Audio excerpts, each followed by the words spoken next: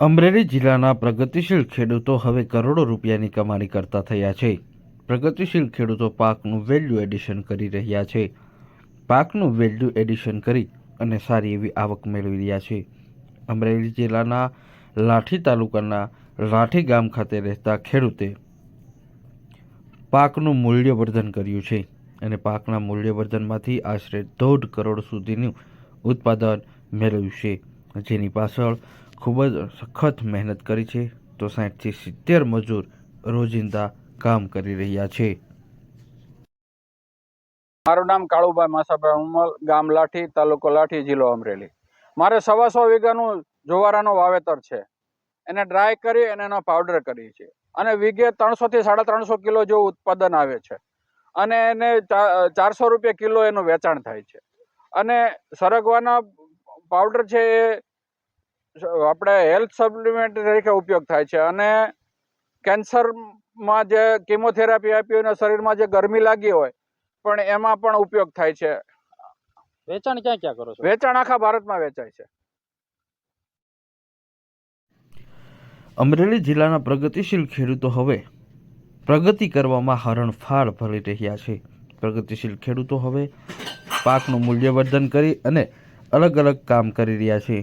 ત્યારે લાઠી તાલુકાના લાઠી ગામ ખાતે રહેતા કાળુભાઈ પોતે વર્ષોથી સુરત ખાતે પોતાનો વિડીયોનો જે ટોકીઝ આવે છે જેની વ્યવસાય સાથે સંકળાયા હતા, પરંતુ ત્યારબાદ 2017થી અમરેલીના લાઠી ખાતે પોતાના માદરે વતન આવ્યા હતા અને માદરે વતન પરંપરાગત ખેતી છોડી અને વિશેષ અને શ્રેષ્ઠ ખેતી કરવાનું નક્કી કર્યું હતું. ત્યારબાદ ઘઉંના અને જવના જુવારાનું વાવેતર કર્યું હતું અને ઘઉં અને જવના જુવારાનું વાવેતર કરી વેલ્યુ એડિશન કરી અને પાવડર તૈયાર કર્યો હતો. પર્ણનો પાવડર તૈયાર કરી અને જેનું વેચાણ કર્યું હતું, જેમાંથી સારી એવી કમાણી ઉત્પાદન મળતા જેઓએ 125 વીઘામાં હાલ ઘઉં અને જવના જુવારાનું વાવેતર કર્યું છે. 1 વીઘામાંથી 300 થી 400 કિલો જેટલો પાવડરનું ઉત્પાદન થાય છે અને 400 રૂપિયા કિલોનો ભાવ મળી રહે છે, જેથી વાર્ષિક 1.5 કરોડ રૂપિયા સુધીનું ઉત્પાદન મળી રહે છે, જેમાં વીઘે 40 થી 45 હજાર રૂપિયાનો ખર્ચ કરવામાં આવે છે અને 1 કરોડ રૂપિયા સુધીનું ઉત્પાદન હાલ ખેડૂતે મેળવ્યું છે.